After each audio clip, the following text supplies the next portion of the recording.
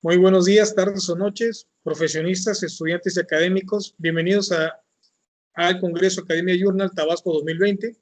Mi nombre es Gaspar López Ocaña y participo con la ponencia Tratamiento de suelos con desazón térmica a escala experimental.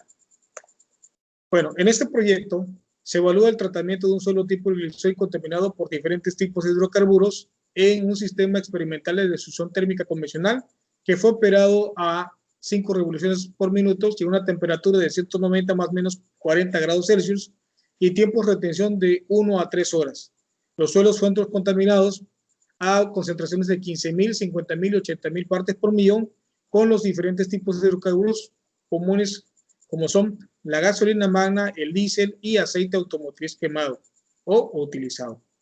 En ese sentido, el tratamiento óptimo al cual se evaluó pues fue a partir de las 3 horas. Las variables en este caso que se monitorearon pues son específicamente algunas físico-químicas del suelo como son la humedad, la densidad aparente, la conductividad eléctrica y la concentración de hidrocarburos vegetales del petróleo. Cabe mencionar que la remoción de TPH para las muestras de mayor concentración, que fueron las 80.000 partes por millón, en muestras de gasolina se obtuvo un 99% de remoción, en diésel 98.3% y en el aceite quemado 96.7% de remoción. Todas las muestras prácticamente cumplen con criterios de limpieza establecidos en la NOM 138 Semarnat SCA1 2012. Y cabe señalar que esta tecnología presenta buenos resultados para la fracción media y ligera de hidrocarburos a partir de tiempos de retención de 2 horas. Como sabemos, la industria petrolera en el sureste mexicano ha desarrollado y ha crecido aceleradamente en el sureste de México, ¿sí? Como consecuencia, en el uso, pues ha tenido prácticamente problemáticas ambientales y una de sus principales afectaciones son directamente a la salud de los ecosistemas y al vertido de los suelos. Tales casos que podemos ver un sinnúmero de incidentes presentes en la literatura científica y en la prensa de México. La desación térmica pues es una técnica utilizada para el tratamiento de suelos que se desarrolló desde la década de los 90 y es aplicada particularmente para suelos contaminados con residuos peligrosos o contaminantes orgánicos y consiste en aplicar calor, es decir, desde 90 hasta 540 grados Celsius a los suelos para provocar la volatilización de las sustancias mediante la gasificación. En ese sentido, pues es una técnica que se aplica generalmente con gran medida debido a que su aplicación es de tiempos de retención en horas, a diferencia de las tecnologías biológicas que son también bondadosas, pero el proceso de tratamiento puede pasar desde días a meses para alcanzar el tratamiento deseado, como en el caso específico de la desorción. Sin embargo, esta también tiene algunas desventajas que se muestran en el artículo presente. Para ello, entonces, y en ese estudio se planteó para fines didácticos el diseño y construcción de un equipo de destrucción térmica a escala experimental, donde se realizaron pruebas experimentales para alumnos de Ingeniería Ambiental en la División Académica de Ciencias Biológicas de la Universidad Juárez Autónoma de Tabasco, tratando un total de 27 muestras de aproximadamente 1 kilo de suelo contaminado a concentraciones de 15.000, 50.000 y 80.000 partes por millón, variando el tiempo de retención, que en este caso fue de 1 a 3 horas. Los parámetros y las normas ambientales en este caso son a cumplir son la NOM 138 para hidrocarburos y en el caso específico la NOM 021 REGNAC para las variables de conductividad, pH, densidad aparente y porcentaje de humedad. Como mencionamos en un principio, pues el objetivo es académico y práctico de las áreas ingenieriles y consiste específicamente en evaluar la eficiencia de remoción de TPHs de muestras de suelo contaminados con hidrocarburos con esta técnica de desazón térmica. Para ello es necesario caracterizar físico-químicamente los suelos antes, durante y después del proceso de tratamiento, estudiar el grado de remoción de los hidrocarburos bajo diferentes condiciones de operación en ese sentido, de tiempo de retirencia, concentración, contaminante y la temperatura de operación, y finalmente ver el grado de cumplimiento en ese sentido de la remoción de hidrocarburos a partir de la norma 138 de Semarnat 2002. Este proyecto pues realizó actividades de campo, de laboratorio y de gabinete. Dentro de las actividades de campo pues son particularmente la extracción de las muestras de suelo del tipo Gleisol, característico del suelo que está en la División Académica de Ciencias Biológicas. Posteriormente se caracterizó, ¿sí?, determinando los porcentajes de humedad, la densidad aparente, el pH, la conductividad y obviamente posteriormente se determinaron las características de densidad y de volumen para ver y hacer el estimado de las concentraciones de los hidrocarburos a las muestras contaminadas, ¿sí? Entonces, en ese sentido, pues aquí presentamos el diseño experimental donde tenemos el hidrocarburo, las 3 diferentes concentraciones y los 3 diferentes tiempos de residencia. Aquí están las combinaciones presentes. Dentro de los resultados obtenemos entonces que las variables de fisicoquímicas del suelo natural pues fueron particularmente de 24.78 más o menos 1.35% de humedad, pH de 7.3, conductividad eléctrica de 0.44 más o menos 0.06 de sin por metros, y la densidad aparente pues está en 1 más o menos 0.01 gramo por centímetro cúbico.